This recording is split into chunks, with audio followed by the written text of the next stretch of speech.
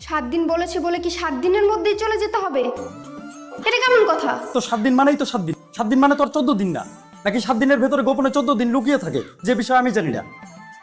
এমন গোপন সংখ্যা সম্পর্কে কোন স্কুলে পড়ায় আমাকে বলো। সেই স্কুলে যে আমিও ভর্তি হই, তোমার মতো আমিও শিখি 7 দিনে 14 দিন কিভাবে বানাতে হয়। ফোন রাখো। ফোন রাখলে তো তুমিও রাখতে পারতে নাকি?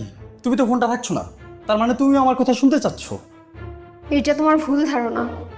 একদমই তোমার কথা শুনতে চাচ্ছি না। তাহলে নিজে ফোনটা কাটছো না কেন? কারণ আমার হাত বন্ধ, আমি কাজ করছি। তোমার মতো আমি বেকার বসে থাকি না। কি বললে?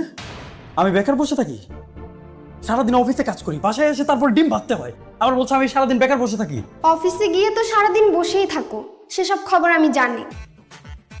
এত বাহাদুরি আমার সাথে দেখাতে এসো না। দেখো, আমার কিন্তু মেজাজটা খারাপ হয়ে যাচ্ছে। এমনিতে আমার কোনো কিছু ভালো লাগছে না। প্রেশার মনে হয় হাই হয়ে যাচ্ছে, আমি এখনই অজ্ঞান হয়ে পড়ে যাবো। মেজাজ খারাপ কেন শুনি?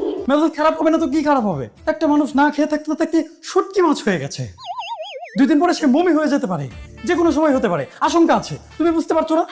তুমি চলে গেছো আমাকে রেখে, আবার বলছো মেজাজ খারাপ কেন হচ্ছে? সুখে হচ্ছে, সুখে আমার সুখ লাগছে। তুমি না খেয়ে আছো কেন?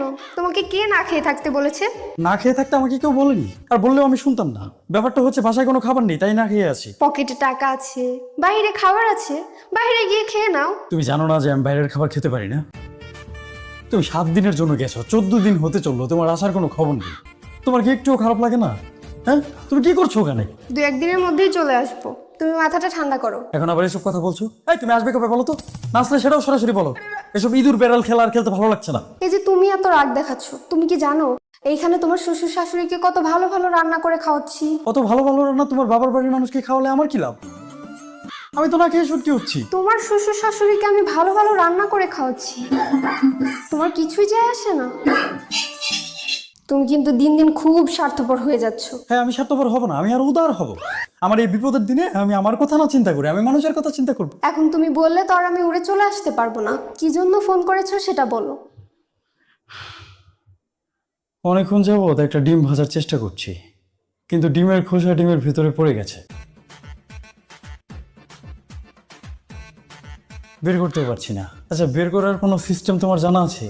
জানা থাকলে বলো তো কিভাবে বের করব। কোনো অঙ্কের সূত্র দিয়ে ওটা বের করা যাবে না। হ্যাঁ, বুঝতে পেরেছি, কিন্তু এটা বের করবো কিভাবে?